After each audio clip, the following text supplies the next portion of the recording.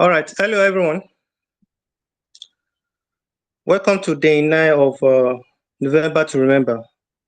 I am Tolulope Aroshegbe. I'll be moderating today's session, and we're happy to have you all to join us for what promises to be an insightful session. Before we begin, please keep your microphone muted to minimize background noise. Thank you. First, let me take a moment to introduce our distinguished speaker.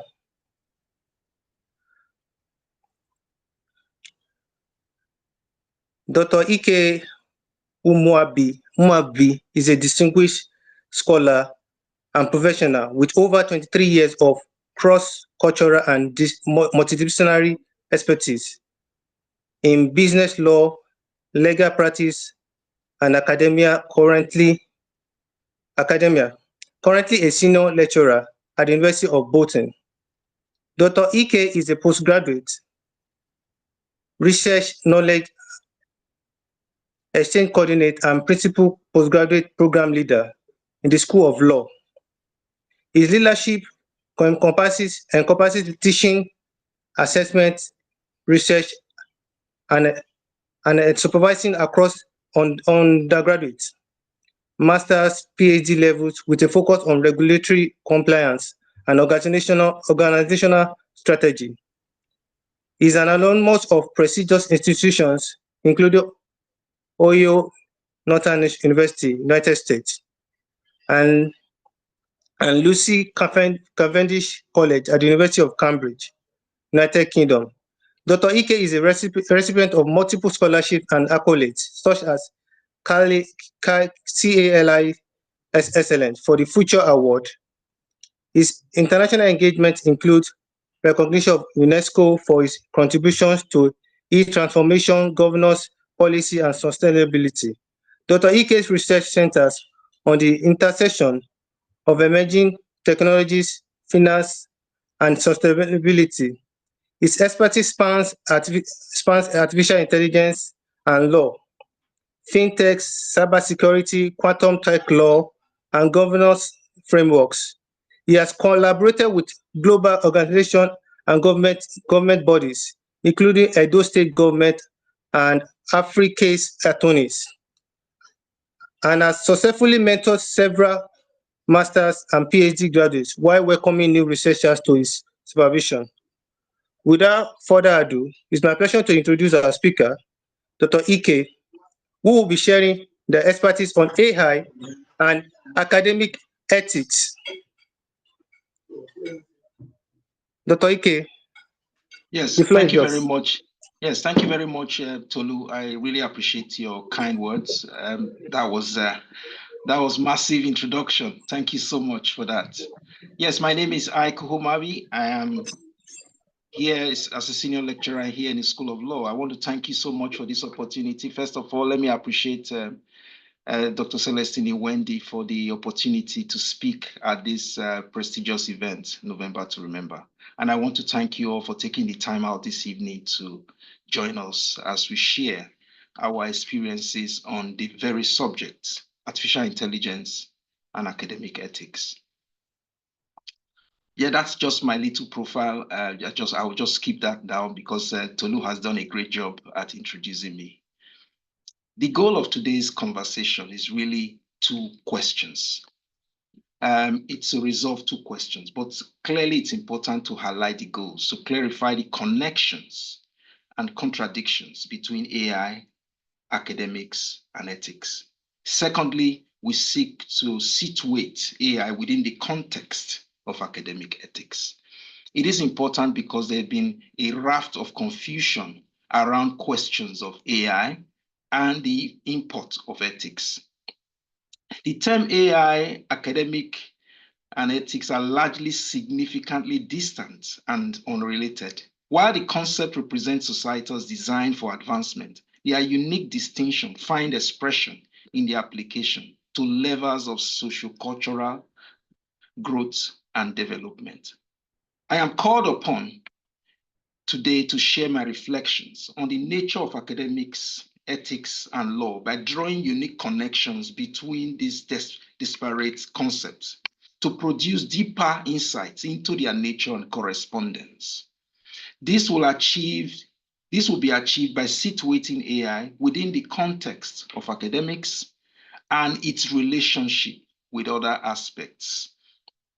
It is unique to reflect on the objective of today's section, which is to explore the nature of academics, examine the meaning of artificial intelligence and its application, and then assess the ethical considerations in the application of artificial intelligence within academics, within the context of education and research. For us to engage in this discussion, the search for an objective basis for AI intervention in academics is an important one. This is because of the strategic advantage inherent in the application of artificial intelligence in various aspects of our society. These objectives are designed to provide a basic focus and critical window into the various dimensions of artificial intelligence and academics to better situate the place of ethics. There are strong relationships, as you recognize, between AI academic outcomes and the tools that have been applied in research that delivers those outcomes through processes. Hence, we decide today to reflect on what academics truly mean, because it is important to provide a context for this debate so as to properly dissuade naysayers as to what its true import is. The conceptual framework of academics is anchored on three pillars. One is the education pillar. The second is research pillar, and the third is communication and dissemination. Now, for the education sits on three levels. The first is personnel, which is people, culture, values, diversity. Pedagogy and process, which speaks to curriculum design, delivery, review, implementation, and assessment. The third is the infrastructure, which seeks to look at the process and the procurement of a technology within the context of our debate this evening, artificial intelligence as an educational infrastructure. Then, as speaking to research is all about generating evidence, and communication is about the tools, the channel of dissipating, disseminating, or communicating outcome with regards to the research as well as the teaching. Now, apart from understanding the academics as a concept, it's important to dig deep into its dimensions. Now, the dimensions of academics are multidisciplinarity, which is about interrogating ideas through multidisciplinary lenses while maintaining disciplinary boundaries. It's about interdisciplinarity, which is synthesizing disciplines to achieve or establish coherence and unity. It is also about transdisciplinarity, which is about transversing disciplinary boundaries to capture ideas holistically. Finally, it is about cross-disciplinarity, which is about embedding practice achieved through research or embedding practice achieved across disciplinary boundaries. From my distillation of this event is one that seeks to understand academics, because as we tend to envisage the challenge of whether or not ethics or AI has any relevance whatsoever, or whether or not it portends any danger to academics, it is important to give clarity to the meaning of academics. Now, what I have discovered, or my findings upon this short analysis, is that academics is all about education and research. Our discussion of academics within the context of education and research is the basis for our deliberation tonight. For education, it is a question that has so many levels to it. Philosophically, education has been characterized by several histories. The first stage was a history that tended to define education on the basis of its purpose, its telos. Thinkers like Socrates, John Locke, John Dewey, and St. Augustine looked at education from philosophical windows like perennialism, essentialism, utilitarianism, constructivism, progressivism, and existentialism. Again, we had other philosophers move beyond the question of purpose, a telos, to method of instruction, where philosophers like John Dewey adapted the laboratory approach, and Socrates, the Socrates dialogue. There are a series of others that we cannot mention tonight because of time factor. Education is also about analysis and application approaches as advanced by Israel Scheffer.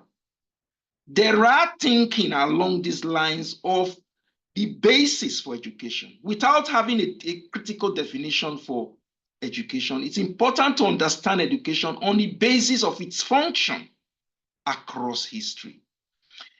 The combination of this framework has inspired significant educational innovation.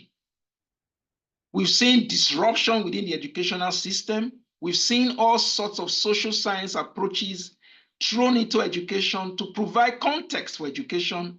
We've also seen technological infusion into education to create the emergence of various unified and diversified approaches to conceptualizing education and the approaches to education, which has given rise to innovations, including technological innovations.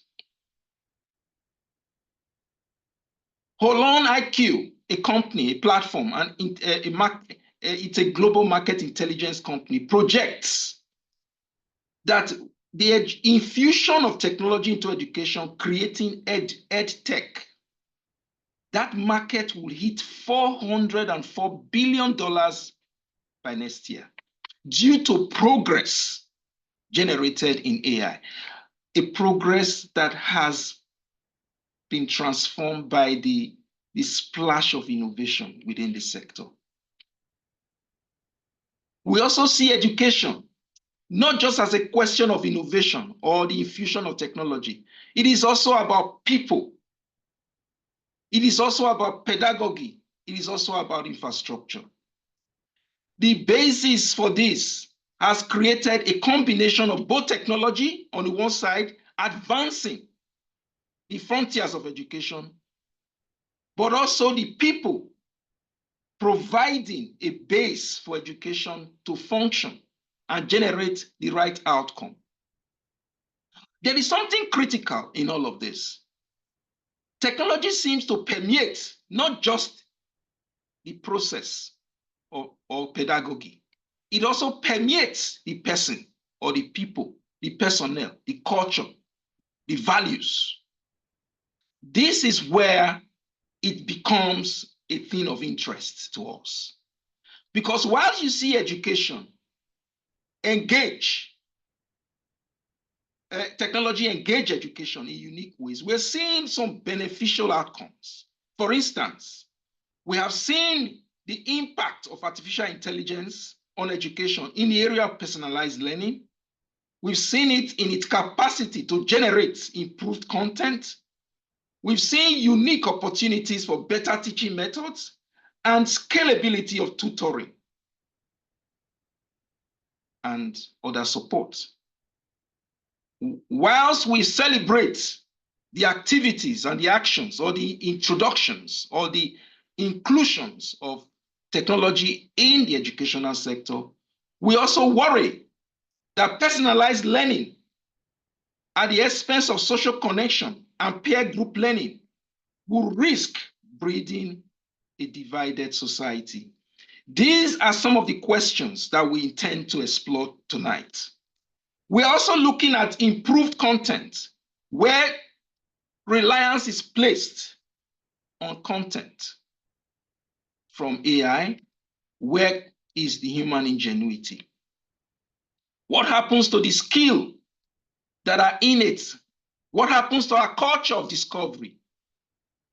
Are we going to outsource that to technology? Who owns the content of what we seek to develop using the system? Should we give credit to them? Better teaching methods. Are we going to sacrifice personal connections by outsourcing our personal relationships to technology? Scalability and tutoring support are opportunities, but then it comes with the challenge of labor and job opportunities. We're going to have this discussion tonight.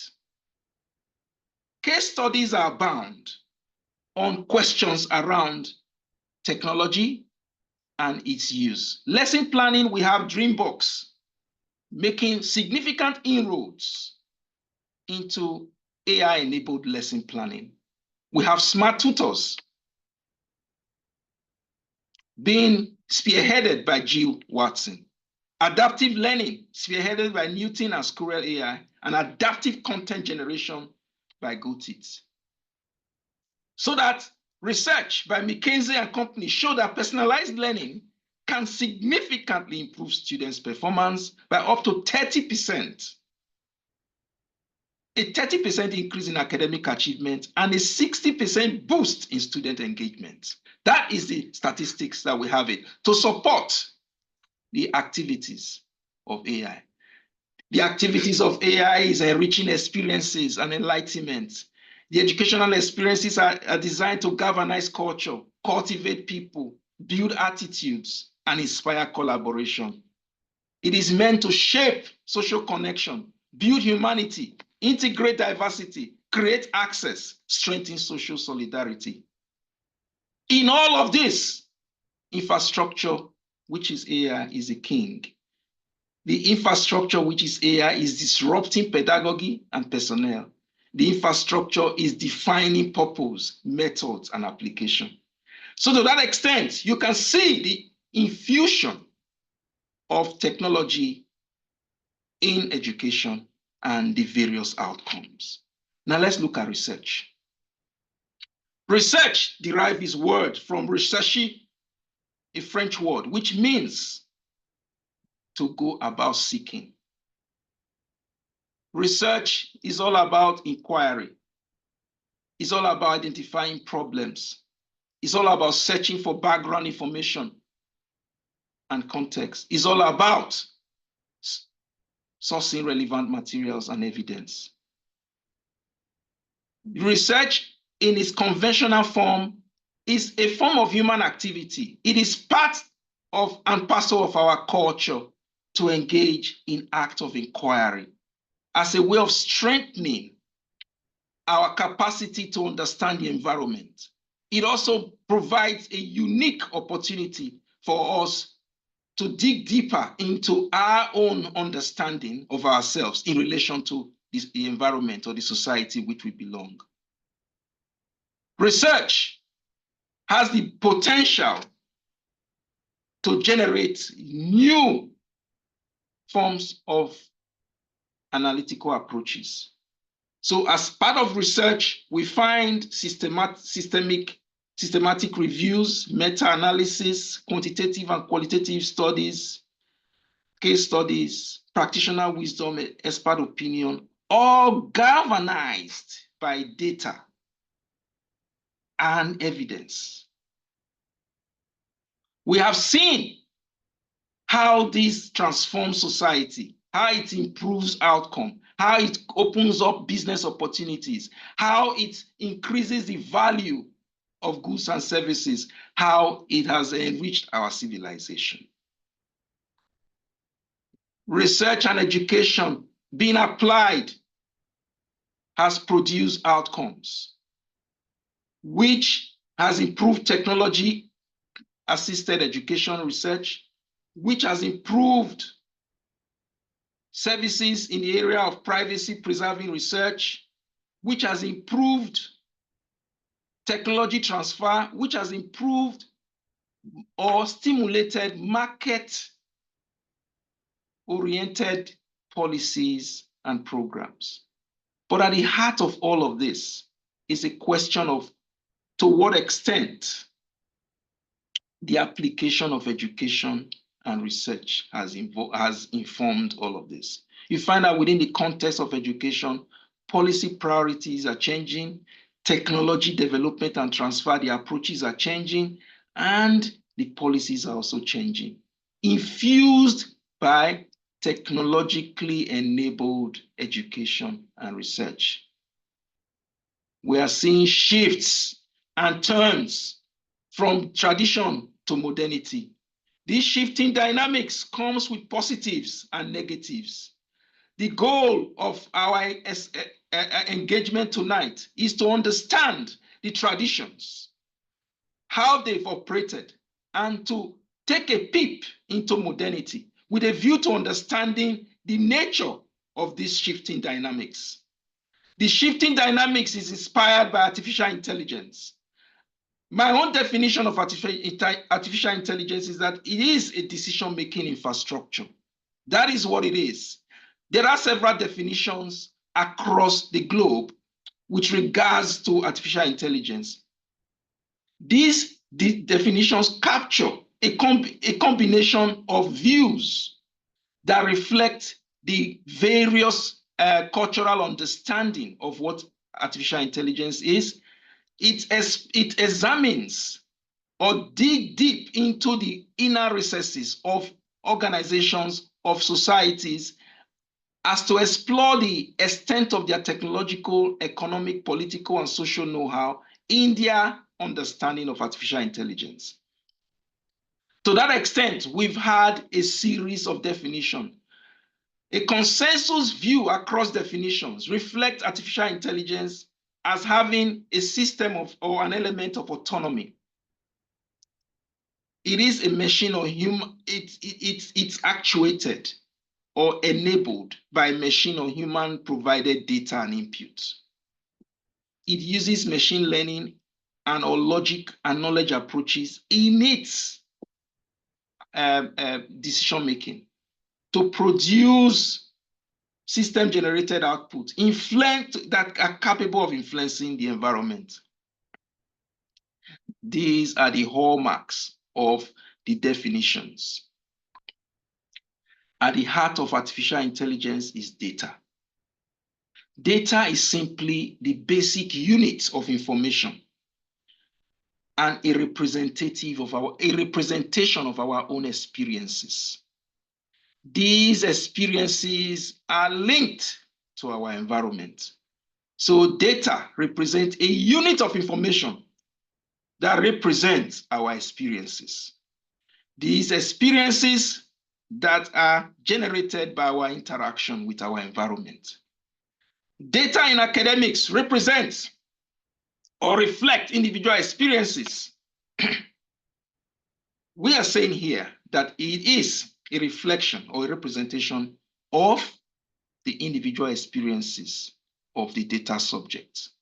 Since the experiences are unique, because obviously we are unique, our experiences are also unique. These experiences deserve to be protected because they are unique. They are individual. And the data subject also needs that level of protection. In certain cases, the data subject needs to be able to earn from the commercialization of such experiences. The question, however, is to what extent does our languages, or do our languages of instruction reflect the underlying character and unique experiences of the recipient? Again, these are unique questions that we must ask. You have the data which reflects the unique experiences of a data subject. Now you have a system that is trained. Was it trained with that experience? that experience seems to be unique. So if a model is trained with someone else's experience, what happens to the uniqueness of that individual experiences who seek to take instructions from a system that was trained not with his own experiences in mind? To what extent are those recipients carried along in the development of this unique tool?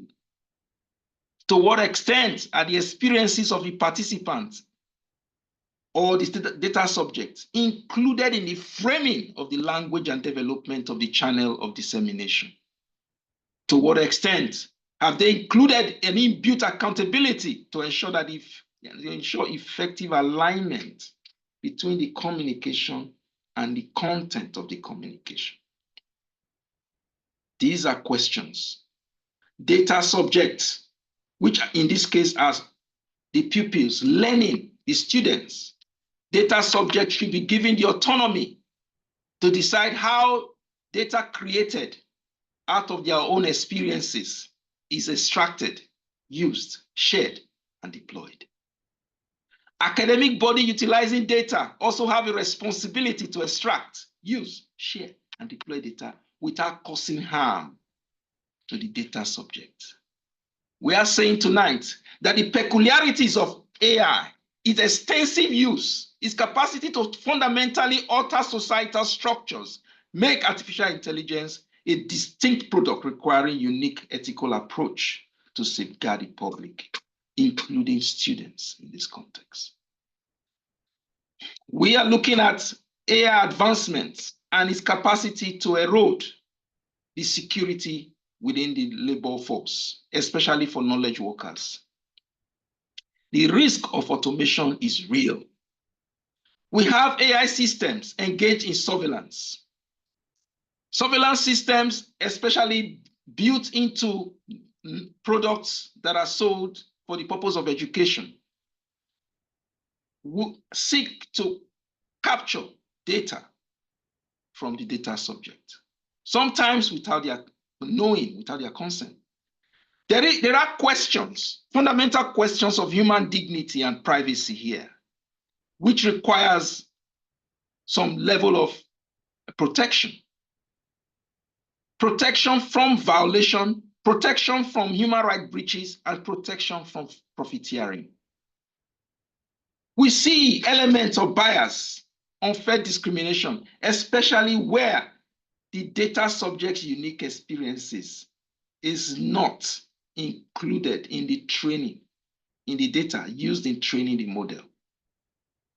They are likely to discriminate. AI development and deployment could manipulate the civic space and produce outcomes that infiltrates into academic establishments and erode the social solidarity and order which we have built. Other concern is the risk and safety issues in the development, deployment, and use of this system, especially with the use of this system in the classroom or in engaging students remotely. Ethical dumping is real, where high-income or developed countries offshore AI-enabled educational products and research on low-income countries. The use of artificial intelligence educational products and services extract valuable data without consent while denying the data subject access to the benefits of that research.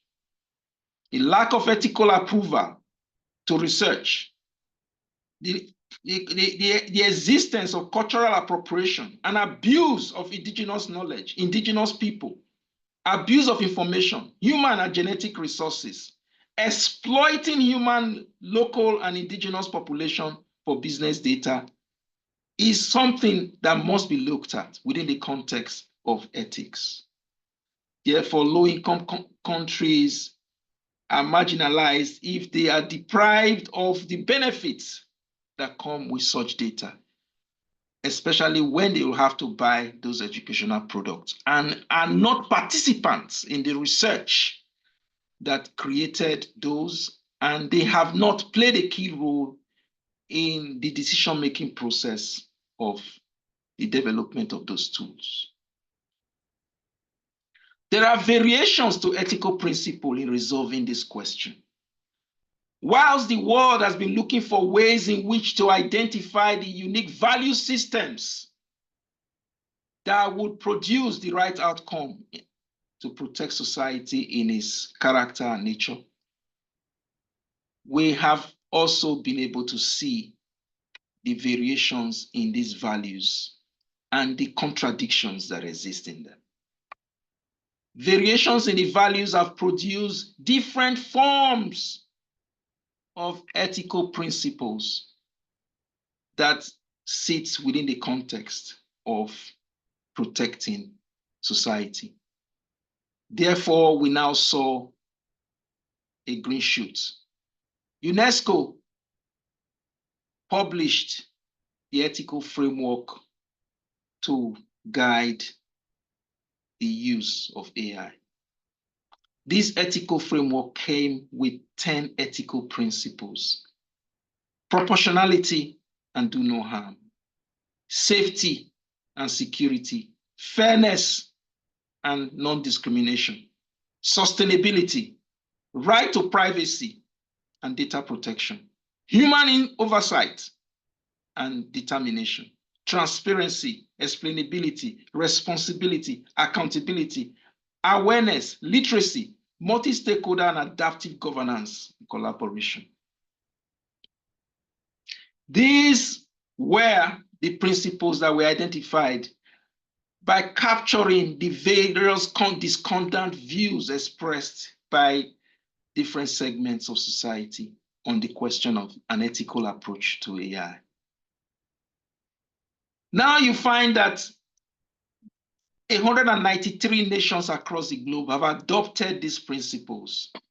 So these principles are different stages of implementation within governments as they seek to distill aspects of this principle and align them to the contexts of their various countries, so that ideas that are built around these principles are being aligned and adapted into specific industry frameworks, contexts, priorities, and levels of programs that organizations run. They are being built into standards, policies, and programs. UNESCO provided a unique opportunity into educational research in one of the policy areas within the framework, ethical framework, where it specifically indicated that a policy that speaks to education must introduce ethical principles that seek to reduce divide in policy and access, promote skills acquisition, promote general awareness of AI development, highlighting the opportunities and challenges. Apart from the UNESCO, one other influential voice in this debate is the European Union. European Union AI Act is risk-based approach, closely aligned with the GDPR, provides a unique space to engage this, which influences the mode in which this will take. Several countries across the world, including the United States, Europe, some countries in Asia and South America, are beginning to adopt the EU AI Act approach to managing AI introduction by ensuring that aspects of their policies, their ethical frameworks, and in some cases, their legislation, for those countries that are currently legislating, adapt the risk-based approach in this. It is safe to mention here that education and training, as you find in this classification, sits at the very heart of Annex 3, which is high risk category, which means education and training, when it comes to classification, is considered high risk. With high risk comes the challenge of likely abuse or breach if certain steps are not taken.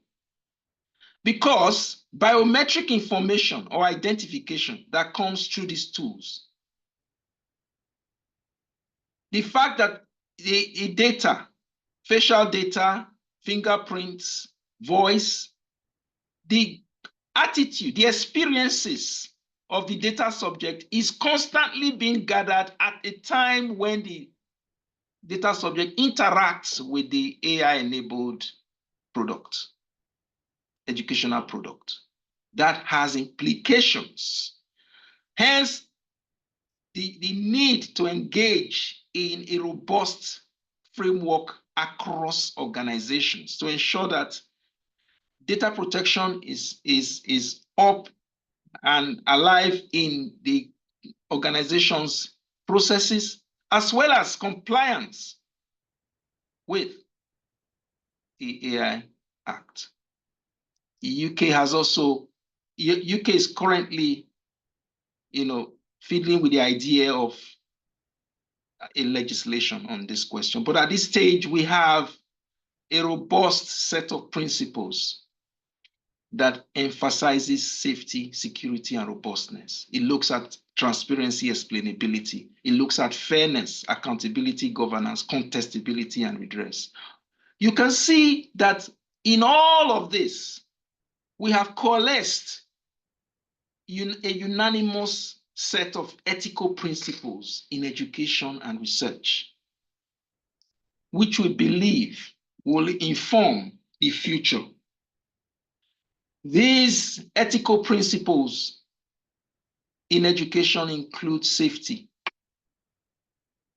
Safety in the sense that there is need to establish a set of rules, regulations, and frameworks to ensure the safe use of AI.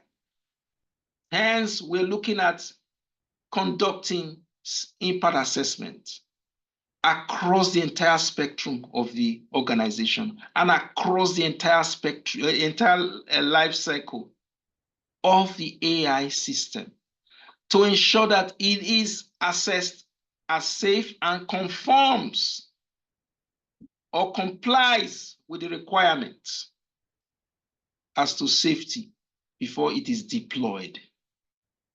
There is need for secured system, a system that is insulated from hacking with the right set of governance and oversight to ensure that this happens.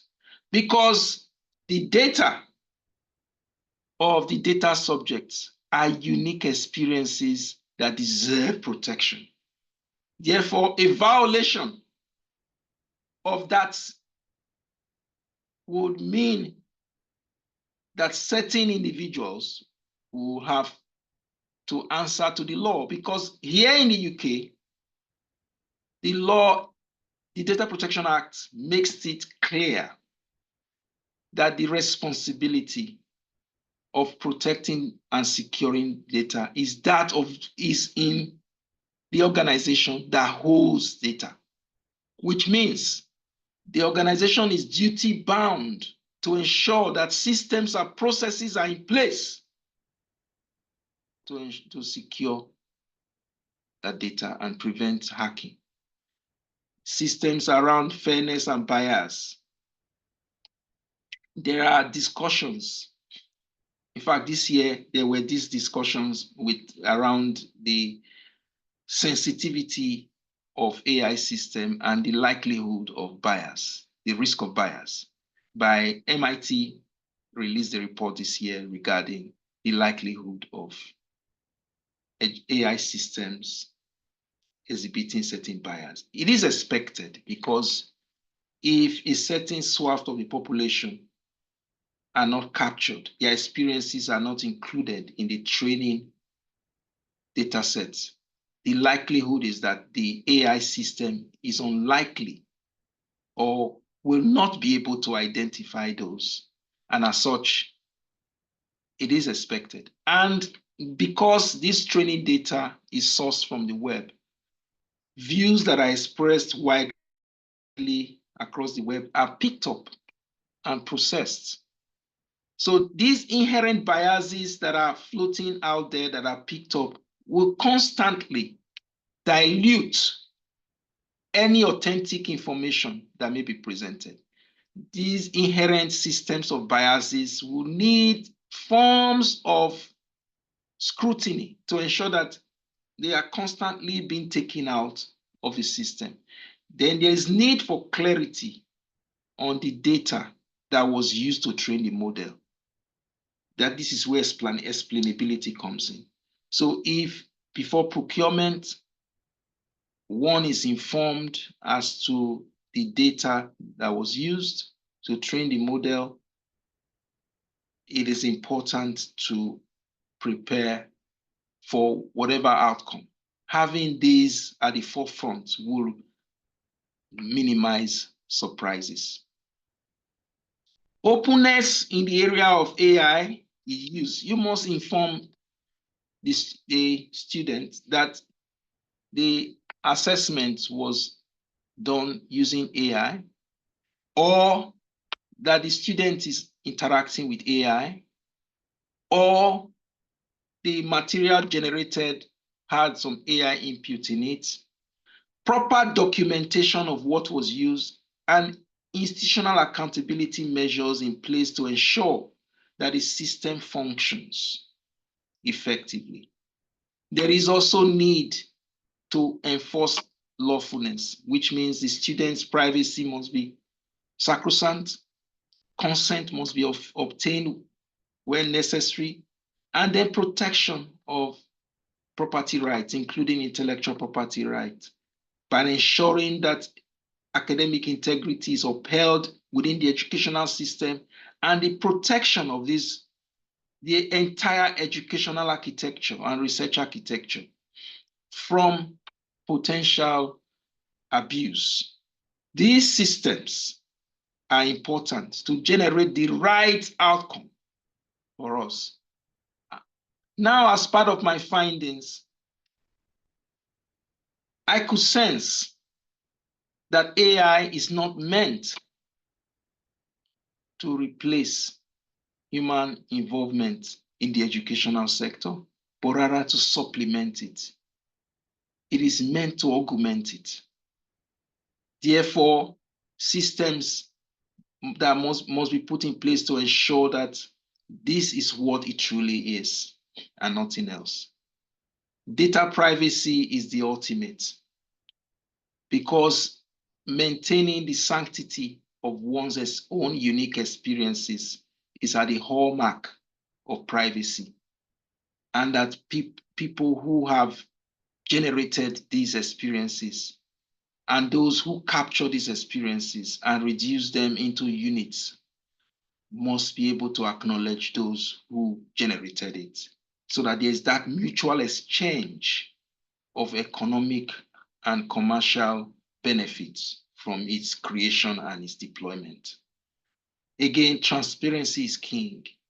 Once you are open, once you are transparent, you have your hands in the air, trust is built, you have the competencies, you have the resources, and you're transparent about how you've used and how you've deployed it, you are likely to win the confidence of all stakeholders within the educational and research environment.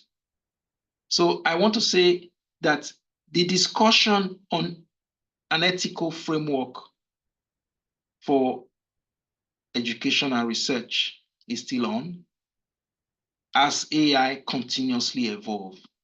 The challenges are real, they are multidimensional, and they span across different sectors and industry.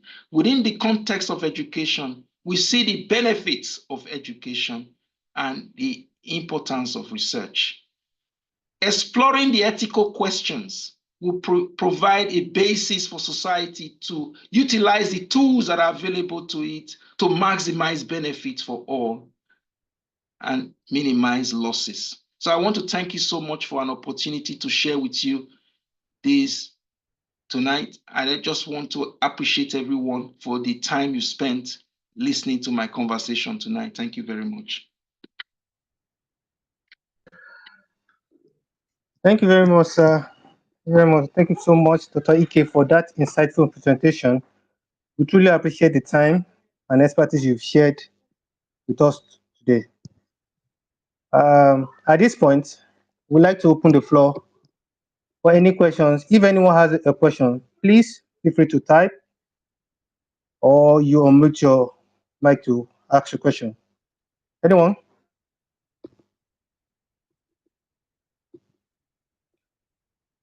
Someone is asking a question on the chat.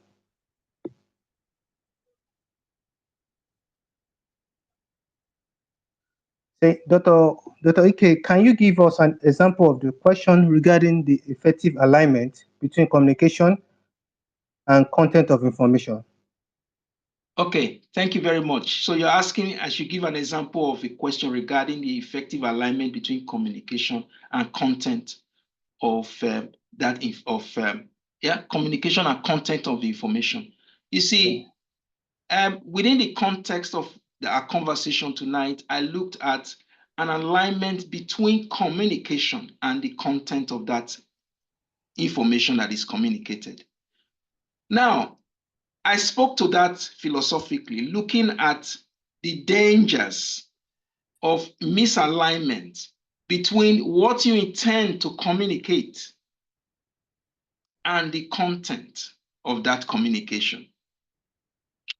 Now, if you intend to advance a point of view on a subject matter, for instance, we're speaking to ethics and academics, the information, the content of the information can produce various outcomes depending on the context of that communication.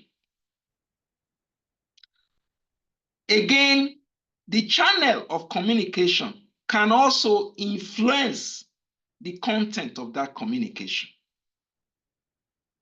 Those who framed the content or the channel of that communication can influence the manner in which that channel would process the content of your information.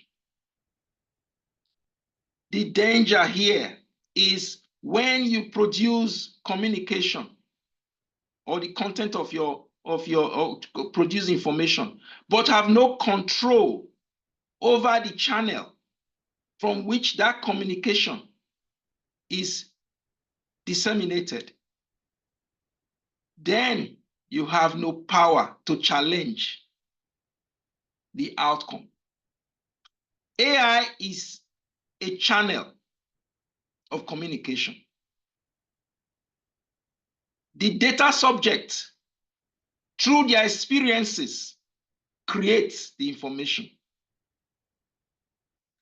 The minute the information is dispensed, or the minute that information goes out there, that channel of communication can give it whatever interpretation it so deserves.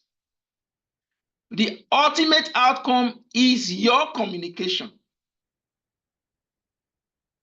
The instrument that influenced the communication is not factored into the outcome that is so generated. I'll give you a practical example. An AI system is an input-output system. Yes, it's input-output. But there are mechanisms within it. I input data. I have no control over the processes that happen with data. All I see is the outcome.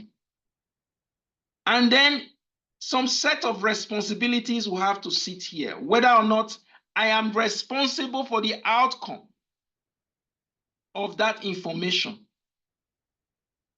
if I have no control of the processing of that information? Can you hold me liable? This is why we are saying here that there should be effective alignment. A system has to be in place. A system of explainability has to be in place to inform the way in which the system processes my data before I can take ownership of the outcome of that data. I hope I've answered your question. Thank you. We have another question again. This person is saying, please, I would like to ask, how can AI system be made transparent, especially when users don't know the specific data sets and algorithms used to build them? Yes, thank you so much for that question. I think there are various governance measures in place to ensure that the system is transparent, because there is this black box problem that is still very much alive and well when it comes to data governance or AI governance. Nobody knows how the machine generates the output, because it is, if there are forms of interrelationships that exist within the system itself that make it so difficult to identify how it comes to that decision. Apart from the model, the software itself, the developer's own mindset sits within the context of what is developed. The data which is trained on, the mechanisms which it runs on that enables it generate the outcome, is largely difficult to establish. Some will argue it's a set of equations. Some will say it's a system of prediction. It just predicts. But again, how does he arrive at those predictions? Is the science complete? What about the materials that are used in the development that are outside the entire framework itself? Those materials have their own unique characteristics. They have their own features. It is difficult to capture how it does it. Hence, a governance system that is in place brings about human oversight. Human oversight within this governance is encouraged because you want to ensure that sufficient information is provided early enough to enable everyone see how you have developed this system. That is why we speak to transparency. Come forward with all the information about how you have trained the system, the data that was used in training it, details about those who have involved in the training process, the mechanisms that were built into the actual training process itself.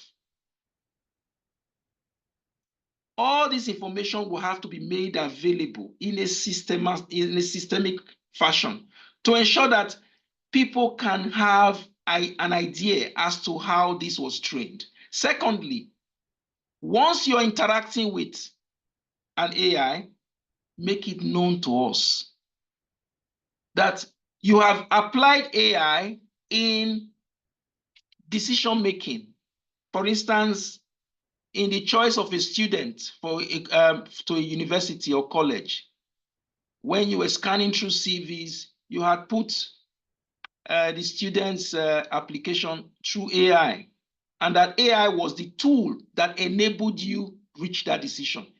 Give it to us, tell us, be transparent about it, be open, and give us a clear understanding that AI featured in the decision-making process at one stage or the other to enable us reach a conclusion that AI was used and then put the right safeguards in place against bias and discrimination.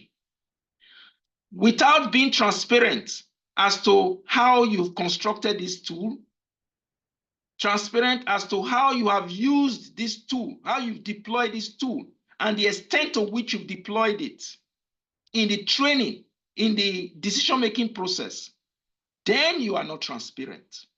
And then there are challenges here because the law will set in to ensure that no one is discriminated against.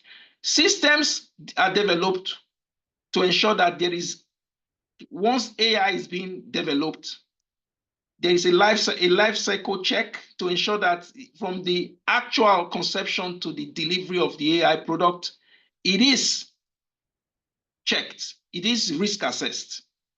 There are also systems to ensure impact assessment. You have fundamental right impact assessment, you have environmental impact assessment, you have data protection impact assessment, you have all forms of impact assessment conducted before a conformity assessment is conducted to ensure that the system is functional, is safe, is sound, and aligned properly with our current value system. Without that, we cannot say you're transparent. So transparency is like coming forward to tell us what you've done and what you've created and how you have used it and deployed it and the extent to which you've deployed it in decision making. Thank you. I hope I've answered your question. We have two more questions there. All right. Okay. The next question: what are your thoughts on AI hallucination, providing wrong information, and the impact of that in education? Yes, thank you very much. AI hallucination, yes. You find that these systems are trained. There are arguments on both sides on this question of hallucination. Somebody will say, well, even a human being sometimes hallucinates. When you sleep at night, they will tell you it's a form of when you start seeing all sorts of things while sleeping in your dream. That is the brain functioning. Others will argue that people have moments in their existence where they say things that are not so correct. They make mistakes and then they correct themselves and say, sorry, it was a sleep. But yes, as touching on this very question of hallucination, this technology, like we said, is trained from the data on the web. And because the web is full of all sorts of data, people's experiences, it takes in everything and then tries to work out what is right from what is wrong. When a question is put to it, it sometimes hallucinates. The question of hallucination is one that is only within the context of the development of this technology. If you check closely, you find that the level of error in GTP, in GTP2 is different. 2.5 improved slightly, GPT-3 improved, and then you have 4. You're seeing that the margin of error seems to be reduced as it develops because it's constantly being trained, and with positive reinforcement, it strengthens its validity in certain areas. And with negative feedback, is able to correct itself. Just like a child, when a child is born, it goes through that process of revalidation. A child will make a mistake, the parents will correct that child, the child will change, and gradually through positive reinforcement, the child continues to grow and learn. So AI, this generative system developed from a transformer infrastructure, is learning as it progresses. It may have the cognition of a cat at the moment, or a little puppy at the moment, but it's constantly learning. With time, it will improve and many of these errors will be reduced. The fact of errors in the form of hallucination is a huge opportunity because we have the human cognition available to correct it. That is why it is important that we do not see this technology as a replacement, because if it is now so accurate and it moves from that stage of general intelligence to super intelligence, then of course it reduces the potential of human beings to function in their normal environment. These errors are an opportunity for us to continuously correct and guide. It's also an opportunity for us to step up or improve our cognitive capacities to engage with the new challenges that are now coming in. But I can assure you that this technology, when it comes to routine activities, this technology has some level of competence at helping to sort out these problems. But with the right human support, we achieve some clarity in terms of its use. I hope I've answered your question. Hallucination is a problem, but you need that human oversight to ensure that things work well. But it is a natural occurrence in this when a technology is developed and moves through the stages. So as it progresses, you see a decline in the level of hallucination. Thank you. Yeah, quickly, we I have think I have two other more questions there as our time is up. All right, thank you Okay. very much, sir. Yeah. Thank you very much. I know you have time to give more details to these questions, but briefly, sir, answer the last two questions we have on. The No, first one is, how can educators balance the benefits of AI in learning while ensuring students uphold academic integrity? Okay, thank you very much. You see, now we have to redefine our concept of academic integrity within the context of these tools required within the system. Now, when you speak to academic integrity in the past, it's a question of, oh, did you collude with anyone? Did you get support from anyone in achieving a particular outcome in academics? Or did you buy an essay?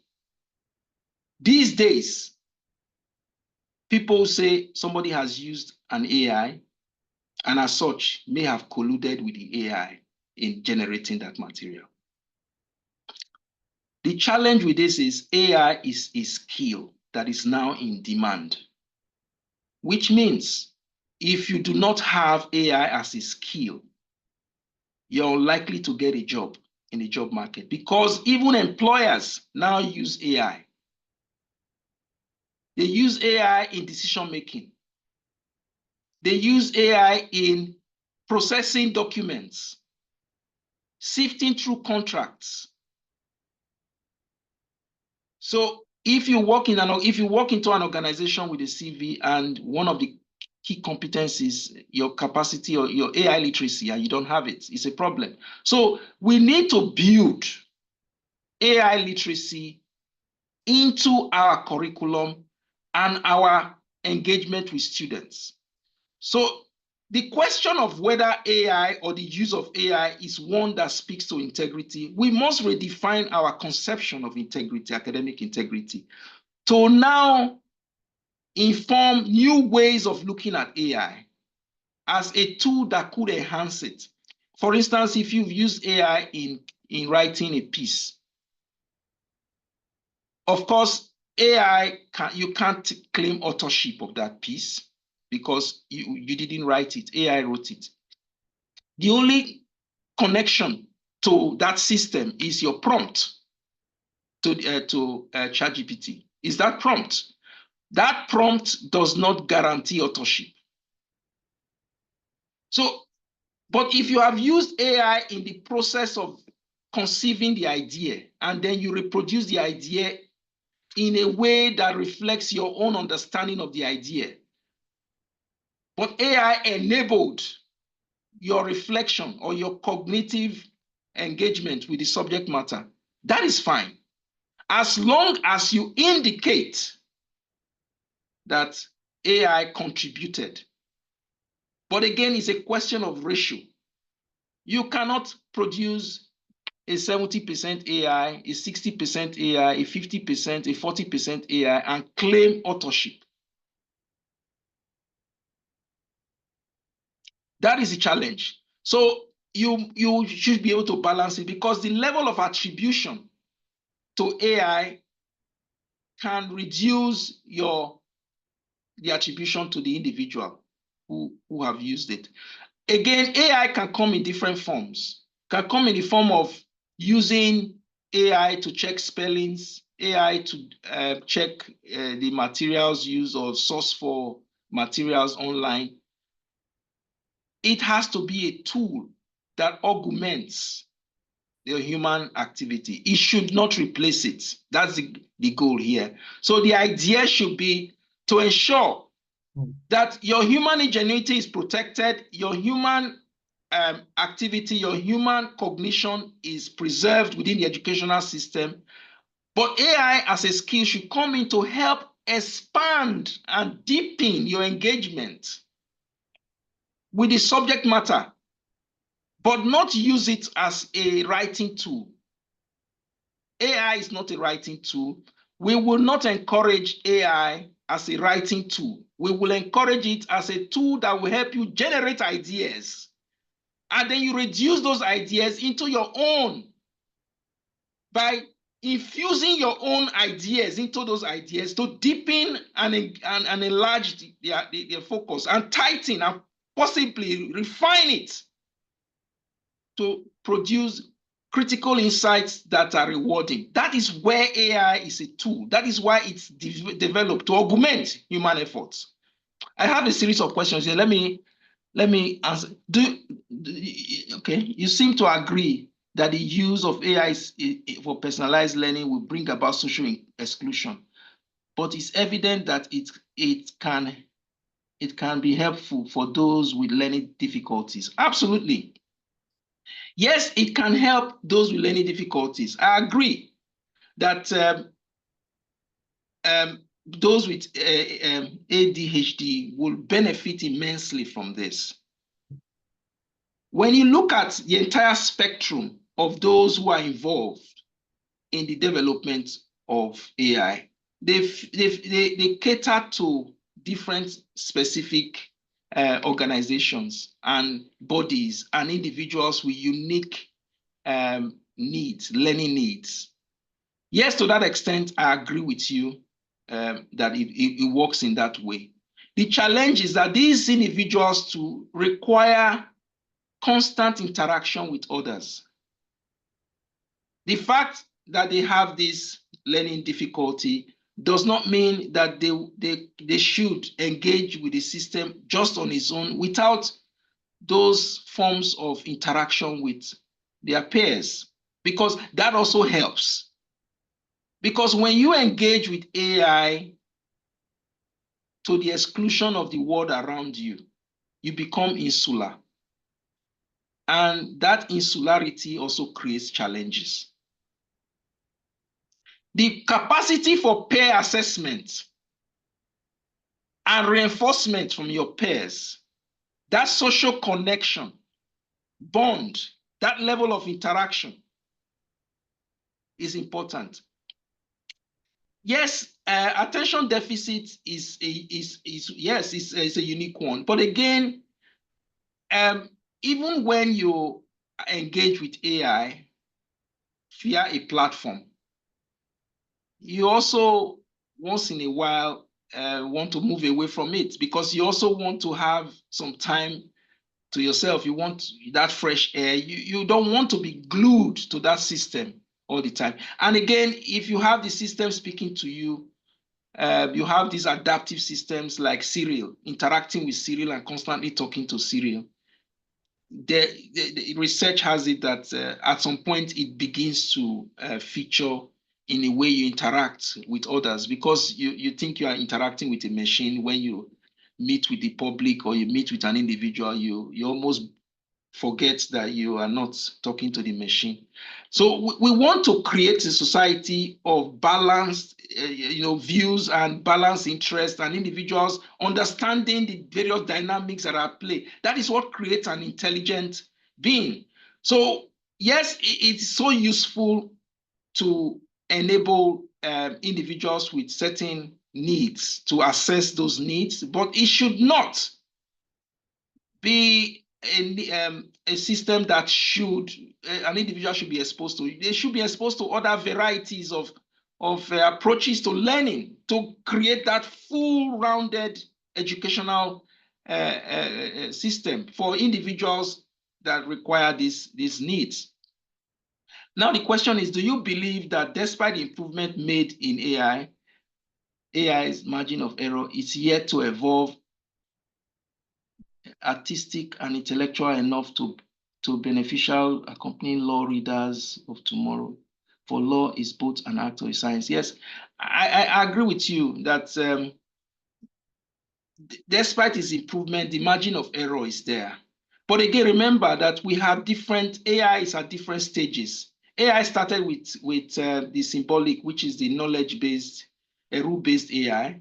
Now from rule-based AI, we now had the context AI. From context AI, we are now having movement around agents now, which is more or less AI that seeks to create opportunity for reasoning. So reasoning AI, essentially. From reasoning AI, you're looking at agents. From that, we're looking at general intelligence, actual general intelligence. From there, we're moving into super intelligence. So we're at that stage now between reasoning AI and artificial general intelligence. These are stages. Although there are arguments that we are already at that stage of artificial general intelligence, these systems are evolving. They are evolving, and research is ongoing. The margin of error, like I said, will not last for too long. Just as we humans, we also have mistakes, we also make mistakes. So it is the machine. The margin of error, it's easy to criticize the machine. The margin of error within the machine is part of its development. Just as human beings make mistakes as well. But we are saying that the type of intelligence that you find in machines is a different type of intelligence from the one found in humans. Because when you look at the human brain, for instance, one will want to ascribe some similarities between the way the AI functions and the way the human brain functions. The synapse in the system within the human brain are the ones that activate and fire signals, and you see some form of communication happening, information transfer in response to stimuli. Just as you have it with the AI system, having those network of electrical connections, and you see the same spikes happening across the entire network. Whilst the human brain, it is argued, use back propagation as a way of reasoning. That is how it has been argued that the machine, the AI system, uses back propagation, which means it uses reverse thinking, which helps to, once an idea is tested and it's reinforced, that strengthens that particular node. It strengthens the network towards that particular idea in response to the reinforcement. That is what happens. So because it happens that way, just as you reinforce a child when it does the right thing, you reinforce the AI system, constant learning to reinforcement happens. Just the way you give your child structured data, and the child is exposed to unstructured environment and is able to figure a way out, that is how the AI system also responds. The challenge, however, is in understanding context and understanding awareness. The level of contextual understanding is as much as how much you fed it. Systems are now being developed using embeddings, chuckings, to develop unique ways of embedding context into AI systems so that they can begin to understand context. Human beings will understand context through a system of consciousness and awareness, while AI systems will understand context from the point of view of how much information they have with regards to that particular context and how much data is available. The margin of error will remain for some time as the system develops. Margin of error is expressed with the care at which governments have placed some of these new technologies under check. For instance, self-driving cars should have been out there roaming the streets at this stage, but they cannot because the government is still very protective of the fact that this technology has to be tested properly before the cars are deployed to the road. Not because the technology is not available, not because it's not in use. It's in use in other systems. Train technology, the flight technology already has some form of autonomy.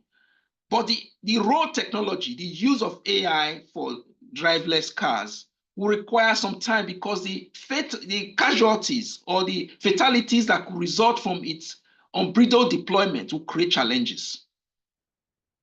These are some of the issues that we're looking at here. So care must be taken, sufficient due diligence is required, constant assessment of the stages of this development and its impact on our environment, on our society, on the way we live is crucial in ensuring that we are able to galvanize this. Like I said, the margin of error will continue because it's a technology that is being developed. And over time, you will begin to see that most of those errors that we usually laugh at will be a thing of the past, and we'll begin to look at new ways of embedding technology in future work, including education.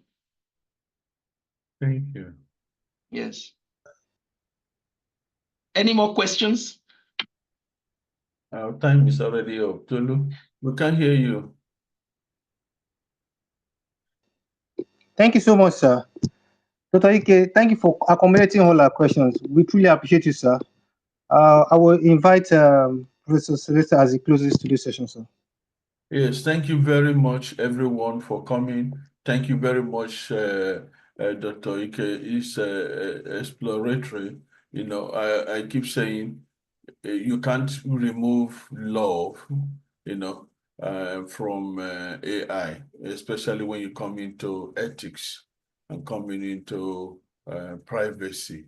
You know, also law governing it. The United Nations have, you know, the last time we were in Geneva, you know, the WTO DG said that everything they were discussing was on privacy. And like I keep saying, is if AI falls into the wrong leaders, the world is in problem, you know. So a whole lot we have learned today. We want to appreciate you so much. And then I want to share what we have for you today to say thank you. Can everybody see that now? Yes. Can we? Yes, sir. So this is our Thank own to say thank you for coming. Thank you very much. Thank our you. own flag to say thank you. We appreciate your talk, and then well, I think we are all connected again for many other programs that we have built up. Now, thank you very much. And Thank you. Thank everyone, I want to say thank you for coming. Remember, tomorrow is the last day. You know, in other words, I always say it's the bottom pot. That is the last thing going to happen. And tomorrow we'll find time also. I will have like 4 people or 5 of our staff working to give certificate within 5 to 10 minutes, you know, to give certificates so that we don't need to say, oh, you send an email. We'll give it to you immediately we are done tomorrow, right there. So I will have a whole lot of people ready to put people's name, and then you receive your own certificate immediately we are done tomorrow. Tomorrow, we have one of our professors, Professor Jiro, who is going to talk on, you know, the journey of PhD. For those who intend to do PhD, for those who have people doing PhD, you know. So a whole lot you're going to learn. It's not just PhD, it's also a story, you know, why he's known as someone who has written more of the publication in Bolton, at least who is still currently enrolled, who is still a staff in Bolton. So tomorrow will be great, and then it will be a roundup of everything we have done. So thank you everyone again for coming. I appreciate, and then we'll see you tomorrow. Thank you, moderator, for a good job done. Thank you, Dr. Eke again. And then let's see everyone tomorrow. It was an amazing session. Thank you and good night. Thank you.